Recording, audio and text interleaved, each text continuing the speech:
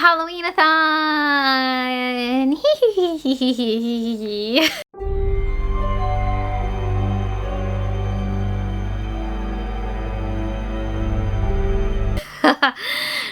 So it is October 1st.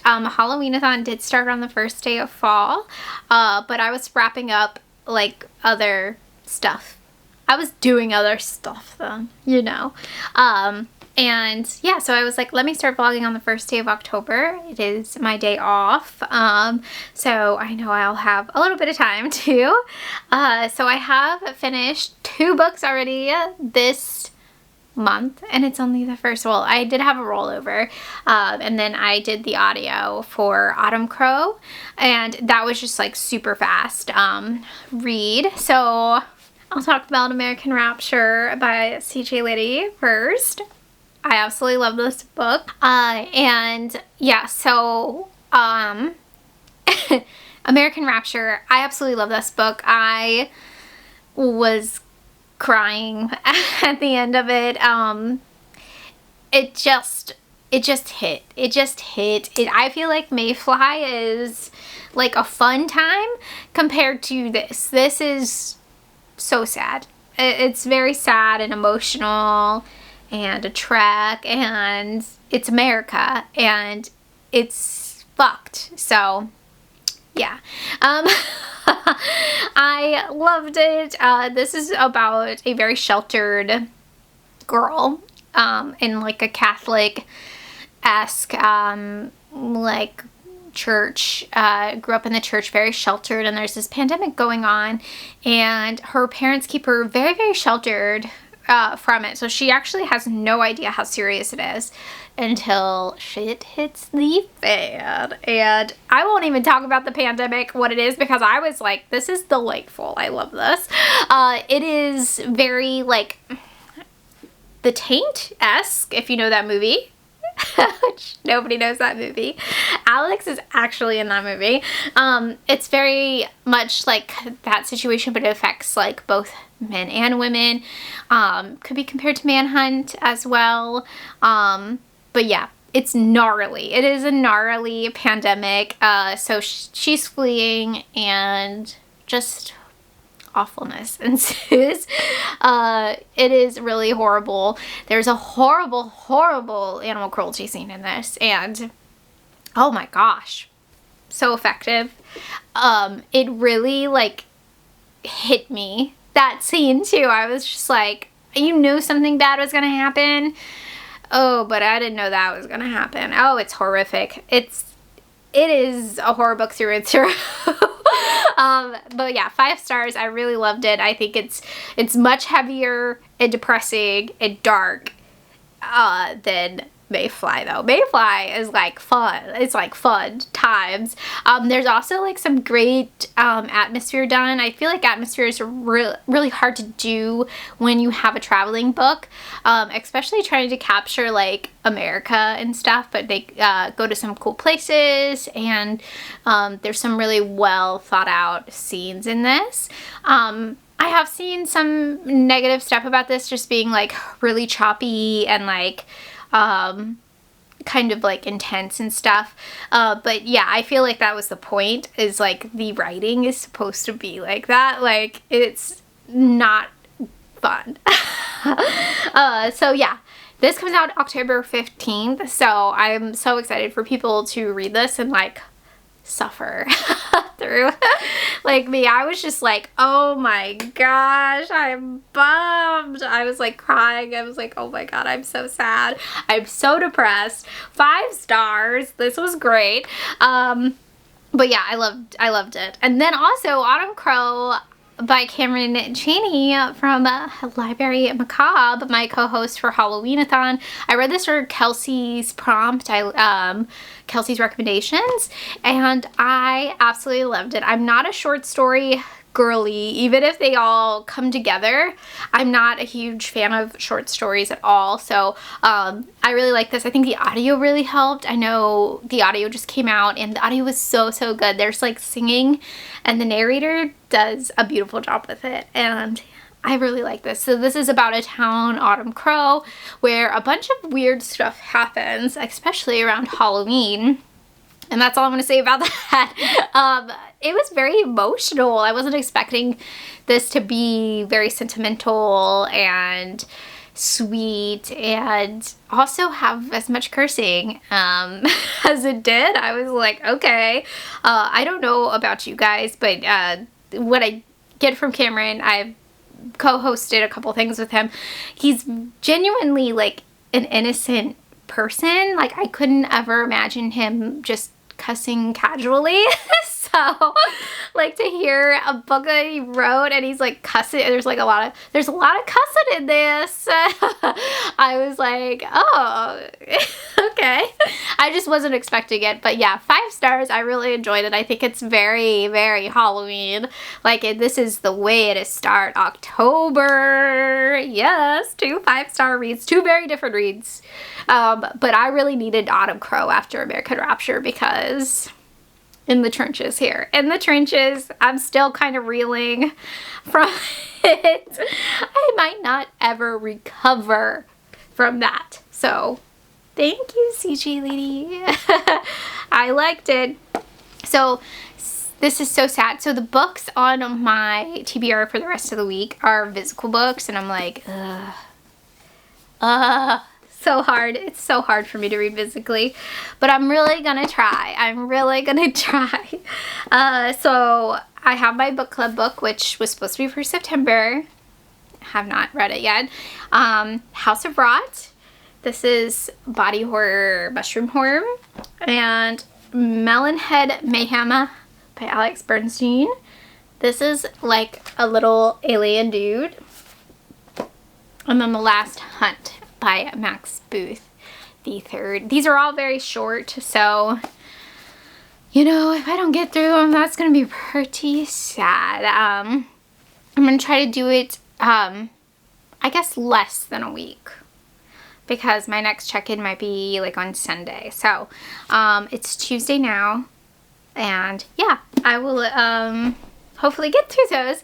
I have more decorating to do, and also crochet wise, I have like totally messed up crocheting, so I'm way behind on my blanket. And then I went to get more orange, and I got the wrong orange. I got the wrong orange yarn twice. I know if you don't care, you really don't care about this, because if I showed you on camera too, you'd be like, those are the same orange, but it's not. So the sweater I'm working on, I'm out of that orange, and then my blanket is gonna have a different orange. So I'm just like, I kind of want to start something new. I'll still work on my blanket, but I'm like, oh my gosh, I am so over this sweater. So I don't know what I'm gonna make. We shall see. I definitely have the yarn for it. I have some spooky season yarn from Joann's that I want to use. But yeah, we shall see. And then lots of movies. I have to watch new movies. We're going to see The Substance tonight, so I definitely will talk about that in this vlog. But yeah, I'm very excited for The Substance. I've been seeing people freak out over it, and like the headlines I'm getting are like, people are walking out of theaters, and I'm like, hell yes. The last movie I saw in the theaters that people like got up and walked out of was Neon Demon, and like half the theater in my first viewing of that, like everybody walked out. And then I was like, I'm going back to see it tonight. I got dragged Alex back. Oh man, I was so excited. I'm also dragging Alex to see The Substance, so very exciting. It is a discount night at my theater, so they do like discount popcorn and stuff too, so I'm gonna eat a lot of popcorn and just like revel in The Substance.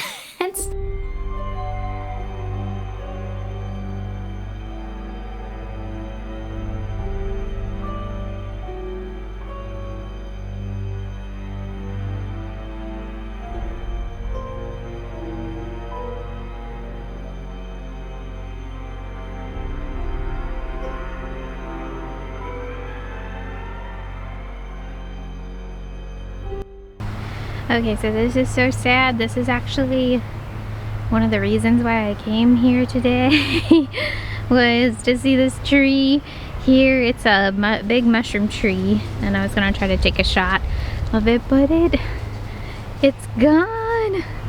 It's gone. Oh my gosh. I like that they did this but you can still see there's some shelf mushrooms on here. That's our shell mushrooms. I forget the name of it. Or no, turkey tail. My bad. There's still some turkey tail here. This was like a huge mushroom tree. It looks like there might be another type of mushroom growing here. I always saw like chicken of the woods here and everything. Oh, so sad. So sad.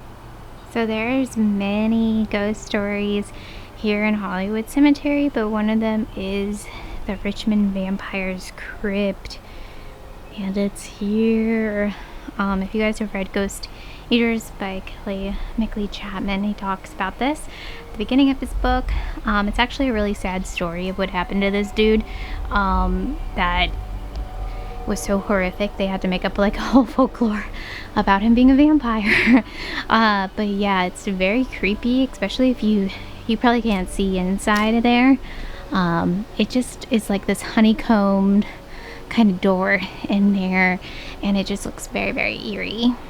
Okay, jump scare. Sorry this lighting is probably really bad, but it has been a full week since I did my first check-in, I think, for this vlog for Halloween-a-thon, and I actually accomplished some stuff. Yay. I kind of went off course a little bit, but I did get a lot done. I had a snack in the care. If you guys want to know where I'm at the cemetery for the first time this year, or this spooky season, so that is exciting. But I did finish House of Rot for my book club, and that live show will actually be up with Jennifer before this comes out, so I will link it there, and I'm not going to say anything about it here. And then I read The Last Haunt by Max Booth III, and I really enjoyed this. I actually read this when I was slow at work, which was nice because I don't get to do that too often. And yeah, I really enjoyed it. It was super weird at the end. I wouldn't expect anything less from Max Booth, but yeah, I really enjoyed it. I think I'm giving it 4 stars. And then I read Melonhead Mayhem, and this was super short as well, and it was fantastic too. So I think I'm giving it this one maybe a little bit lower because I wasn't super impressed with the ending of it. Okay, so where was I? So I went to talk about Melonhead Mayhem, and the groundskeepers, I guess, at Hollywood were like, I have to mow right next to you for 5 minutes or so. And I was like waiting, and then I was like, okay, well, they're not gonna stop. So I got out and was like, let me, get the B-roll and look for particular things. And they literally stopped when I got out, and it was halfway across like the picnic area and like drove away. I was like, what the hell? It was a curse. But anyways, Melonhead Mayhem, I did really like this. I liked the beginning a lot. It's like a cursed film or cursed VHS situation that happens. But the ending just fell like so flat for me. I was like, this could have gone so much better. I wanted a little bit more gore and cheese. There's a great line in this that I had to mark. This isn't some B movie from the 80s, man. This is real life. And that is my takeaway from this book. So I think I'm giving it like more of a 3.5 star. And then I actually just finished this Fear Street Saga book I had. I listened to this on YouTube, and it's The Burning, and this is book 3. I believe there's a couple more in this, but this is supposed to be like the ending of the origin of Fear Street, and it does kind of answer the question of where Fear Street got its name and like where, yeah, how it exists, but it is forced in at the end of it. But I loved the first one in this one that I read. I forget the name of it, but it has a very similar cover So these take place in like the 1800s. This one's more 1700s because it's like the beginning. But this is like the beginning of Shadyside town, and yeah, the fears and the goods. And you get all those family rivalries. I can't even talk right now.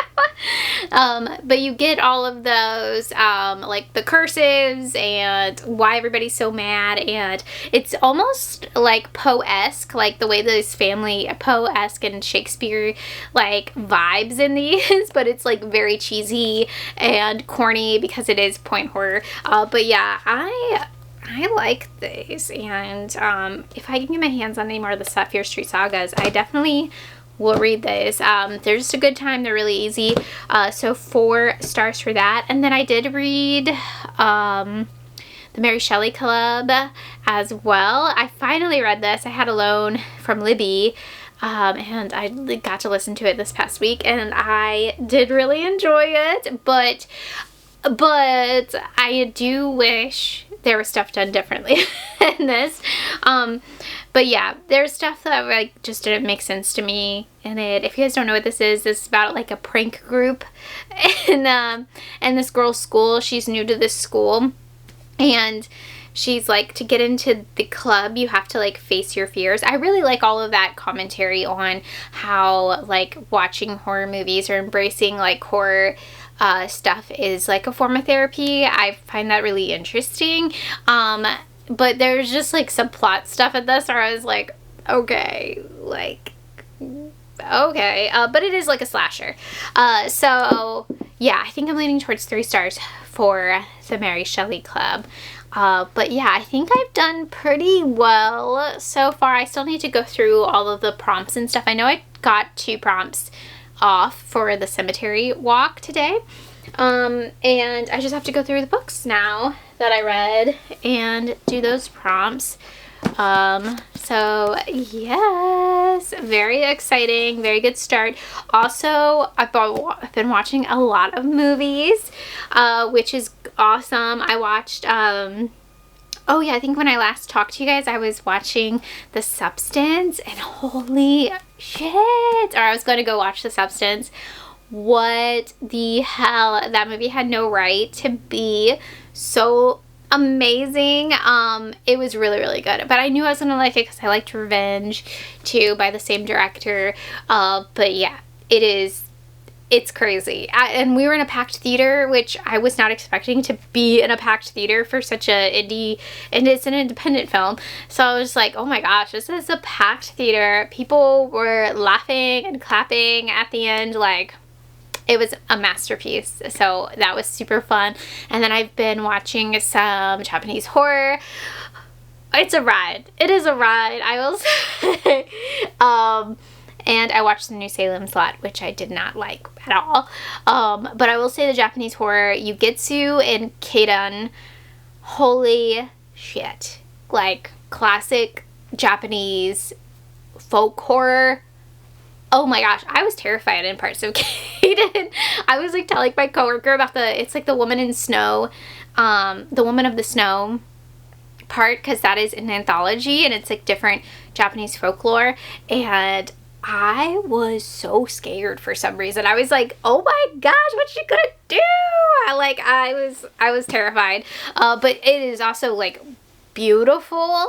Yugetsu is a little bit more like drama, I feel like, but you really feel for that family, and there is like a heavy supernatural element, but it felt so emotional, and I was just like devastated. I was like devastated by the end of it. I was like, am I gonna cry right now? Do I have emotions? But yeah, I really love those 2 Japanese movies, and they're new favorites of mine, so they are on Max. If you have that, definitely check it out. And then I watched Evil Dead Trap last night. Not a huge fan of it. I think I'm leaning towards 3 stars for it. I do like the ending a lot. And there's a second one. It started playing and I was like, I cannot deal with that. But it's crazy. It's crazy. It's a ride. If you're looking for something really interesting, I highly suggest Evil Dead Trap. Also, oh no, this one's on Prime is where I found it. But oh my gosh, like, it's crazy. It is, you think it's like a typical slasher, and then it's like not at all. So it has been a ride, my 31 and 31. If you guys want more detail, my letterbox is always linked, and my Instagram, and every week I post about my 31 and 31. So it's been an experience. It's been a wild ride. I'm only going to think it's gonna get even more wild because there's other new releases I want to see, and there's a lot more Japanese horror I need to watch. So yeah, it's been kind of crazy.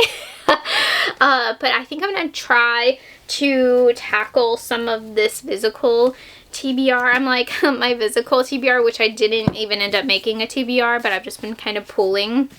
So I have Haunted by James Herbert, Burnt Offerings by Robert Maresco. I always see really good ratings for Burnt Offerings, and I believe it's a movie as well.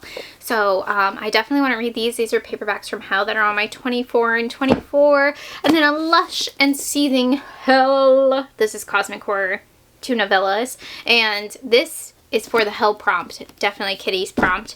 And then the October Society Season 2 short story collection by Christopher Robertson. Of course I have to read this. I read the other one during April for halfway to Halloween, so of course I have to read this one for October. So yeah, I am excited to try to make a dent in these this week. And yeah, I will check in later. It's my clown. He just fell, so he's gonna hang out here. So it has been a couple of days since I last checked in. I do think I was supposed to read Haunted and Burnt Offerings, which I did read both of these. Haunted was, I feel like, very mediocre book. It did have some good atmosphere, but yeah, it was kind of mediocre and pretty boring, and the reveal wasn't like anything shocking or anything like that. But yeah, really easy to get through. I did the audio on Everand, and yeah, it was okay. It was okay. I think I'm giving it 3 stars. And then I read Burnt Offerings by Robert Maresco. And I really liked this a lot. This is a slow burn horror for sure. It takes them forever to get to the house, I felt like, but after that I really liked it. I think I'm giving this book 4 stars or 4.5 stars. It's a high 4. I really liked it, and I also watched the movie for the first time, and I really liked the movie as well. I feel like Oliver Reed in this is so good. But yeah, it was really good, and I kept thinking that this story took a lot from The Shining, but this actually came out before The Shining in 73, and then the movie was in 76, so even the movie was out before the book came out of The Shining, and it's kind of opposite in a lot of ways, but it is still like a breakdown of a family with like a haunted aspect, but it's a very different type of haunting than your typical haunted house. So I really liked that. And then this is a summer one. So to read during summer, it actually feels like summer today a little bit. But yeah, I loved it. It was great. So yeah, and I'm still thinking about it. This might be more of a 5-star. I don't know yet. But that is where I'm going to end this vlog. I also watched, I saw the TV Glow for my 31 and 31 last night, and I really, really liked this movie as well. It's 5 stars. It's fantastic. And I think if you're a fan of Buffy, the Buffy TV show, you will absolutely love this. It actually has like a little tiny cameo from Tara from Buffy in it, and it's done so purposefully. Like everything in this movie was done. Oh, it's so good. It's so good. So yeah, I'm glad I finally watched this one because I was just like loving it. I love the vibes. It's great PG-13 horror, let's just say that. So yeah, I'm gonna end this vlog here, and I will start my next Halloween-a-thon vlog, and let me know what you guys have been doing. Anything spooky, decorating, I was like candy, just candy wise, reading or watching anything spooky. Let me know down in the comments, and I hope you guys have a fantastic day. Bye.